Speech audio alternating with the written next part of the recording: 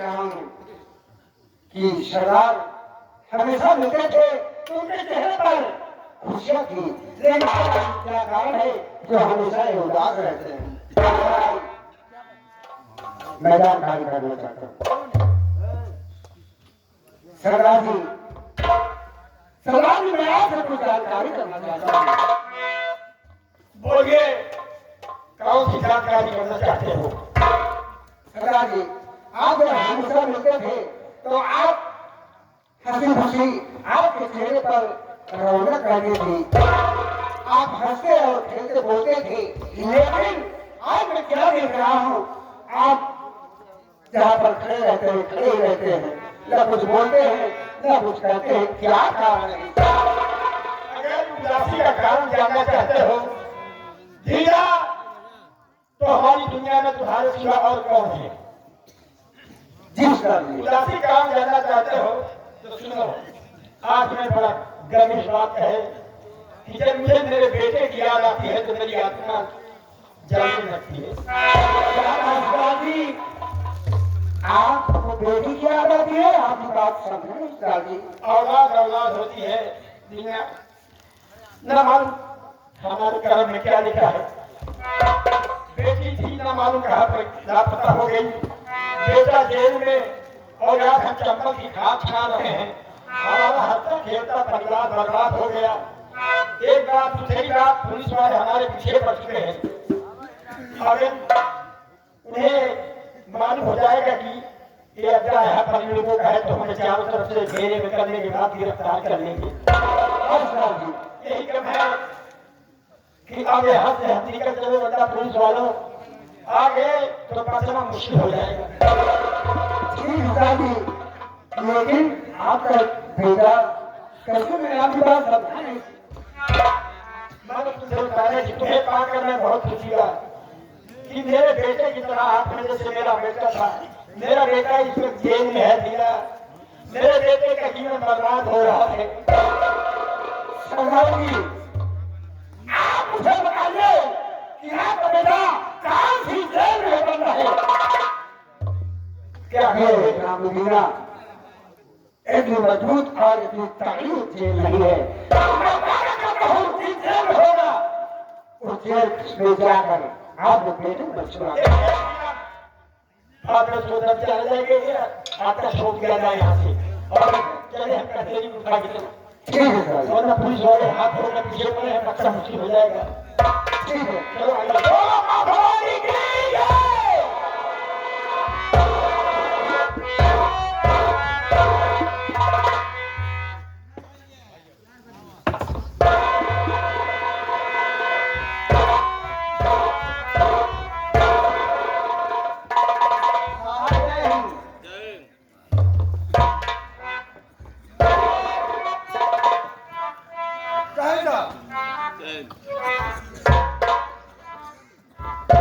कहिए मिश्रा जी, क्या समाचार लेकर आए हो? आज चंद्र की तारीख थी साहब। तारीख थी तो तारीख पर क्या था? तारीख में हुआ कि संसद ने एक जनरल इतनी ईमानदारी और मेहनत साथ काम किया है कि उसे कारनामे करते हुए जेलर साहब और ऊपर के बड़े बड़े अधिकारी साहब 20 साल मुझे 3 साल सजा माफ करते साहब। मेरे कहने मतलब उससे कारनामे को देखते हुए हर अधिकारी खुश होकर के उसके 20 साल की सजा में 3 साल की सजा कम हो गई। उसकी रिहाई का कागज आ गया था। क्या कहा? रिहाई कागज आ गया है? अगर रिहाई का कागज आ गया है तो उसे तत्काल लाया जाए और यहाँ से रिहा किया जाए। जाओ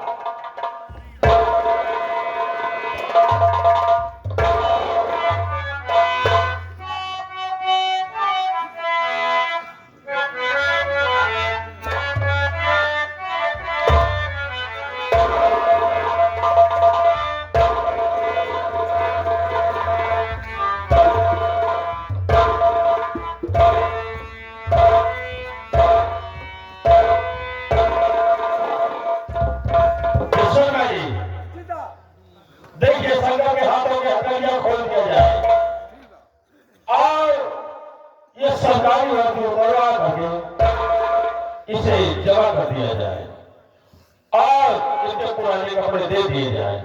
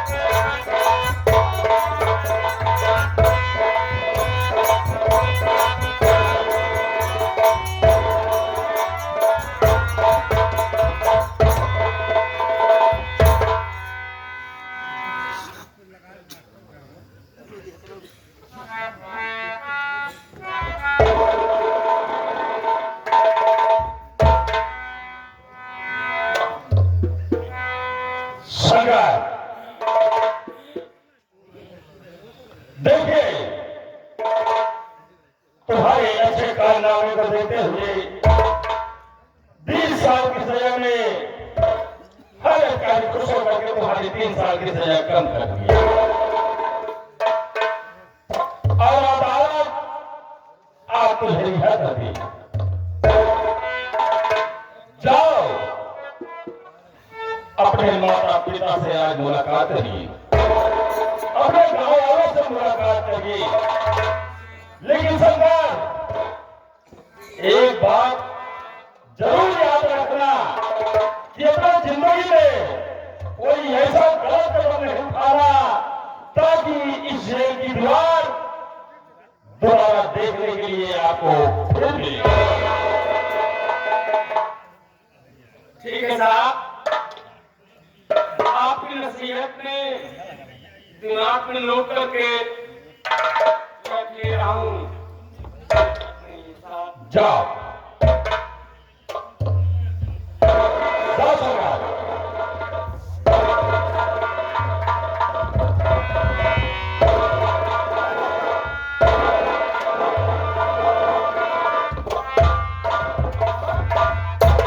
क्या बात है सर भाई? आपने जो इसको नसीहत बताया, लेकिन उससे कौन रह गया और उसकी निगरानी तरह बता देता। मैं तो संघर्ष कर रहा है और मैं सुधरेगा। देखिए मिस्टर भाई, या तो जेल से छूटा हुआ इंसान सुधर जाता है तो भूखा डकैत बन जाता है। आप भूखा डकैत बन जाता है। अगर मैं इसको किसी केस में डाला तो पकड़ के दोबारा ठीक है, इस पर कहीं निगरानी रखना होगा। और साहेब, ये अगर सुधर के ठीक है, ये खतरनाक अगर बन गए, ये जानला साहेब कि अगर दोबारा ऐसी हरकत किया तो उसकी जिंदगी जेल में छाट देगी। ठीक है, इसमें कहीं निगरानी रखना और कोई घटना घटती है आगे करना तो मुझे जानकारी जरूर देना। ठीक है, ठीक है।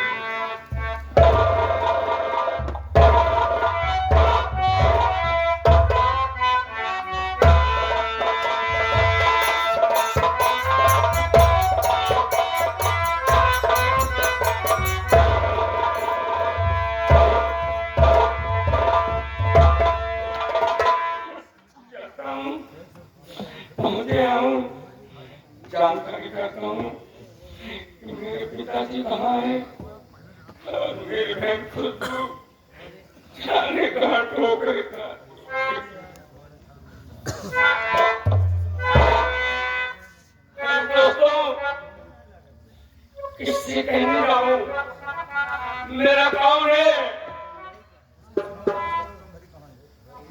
अपनी कहानी किसके सामने गाऊं, किससे सुनाऊं, हर किसको सुनाऊं यारो,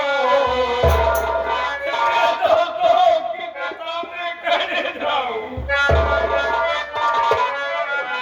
हर किसको सुनाऊं यारो, गम भरी कहानी।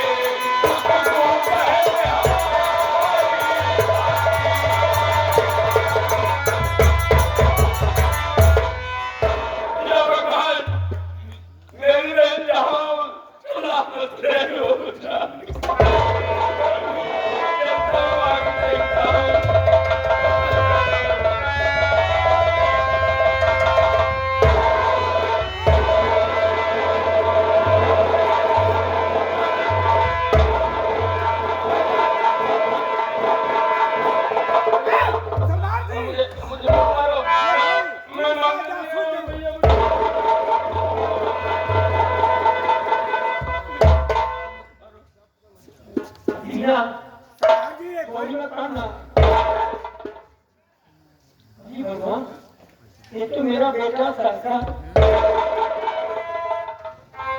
बेटा तो जेल में थे, कैसे यहाँ किस तरीके से बियाबान जंगल में भटक रहे हो बेटा। ये मालिक बेटा यहाँ पर तुम्हारी क्या हालत है पिताजी, पिता था मेरे मुन्ना जब याद आती थी बेटा, नसीब बाप से दूसरों की तरीके से मैं तड़पता था। ये मेरे बेटे की हालत है, अपने बाप की तड़पती हुई अपना शांति के लिए करने लगे। पिताजी, पिताजी,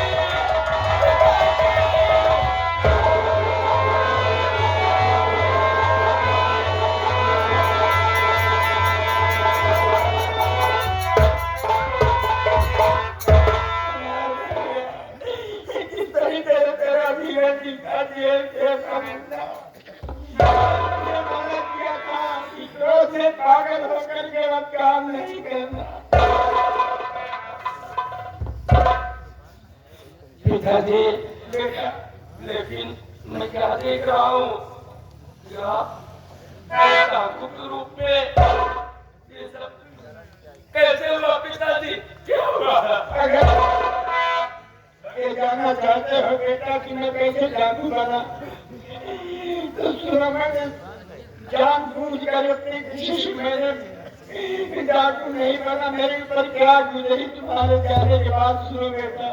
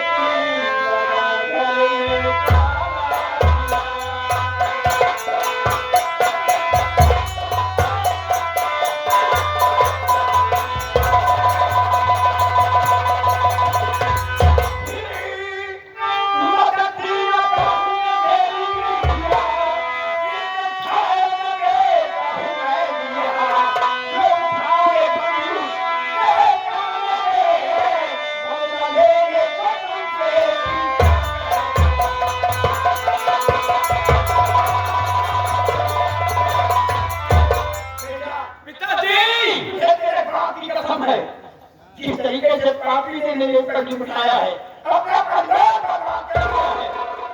बेटा तुझे मेरी कसम है, उठा मां भवानी और मिटा दे बेटा जमाने को।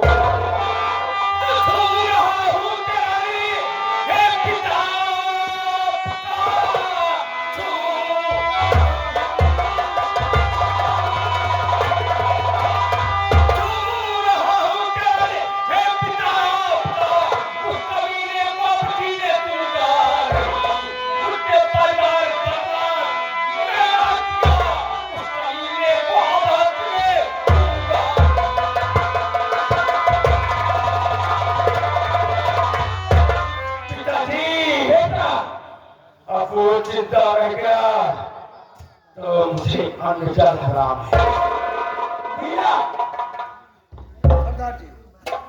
जिस तरीके से मेरे बेटे पर जुल्म उठाया गया, कितने दिन तक जेल में अपना जीवन बिताया, पापी ने रहने मुश्किल कर दिया है। तो आगे किस तरीके से विचार बनाया जाए कि पापी को कब और किस तरीके से मौत के घाट मेरे भाई शंकर मेरी बात सुनो। ये शंकर कब है बदले कब चंद्र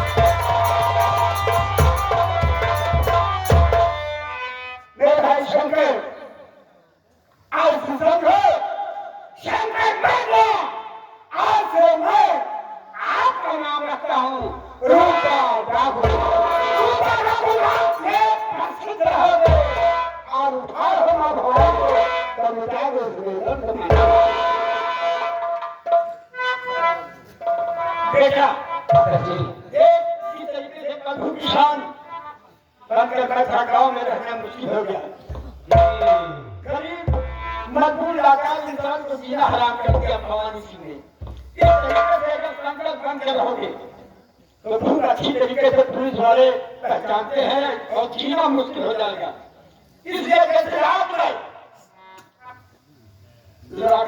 ठाकुर के नाम से हूँ, इसी तरीके से मेरा बेटा शंकर नहीं बन गया से रूपा। तो समझ लो आज के बाद शंकर मर गया।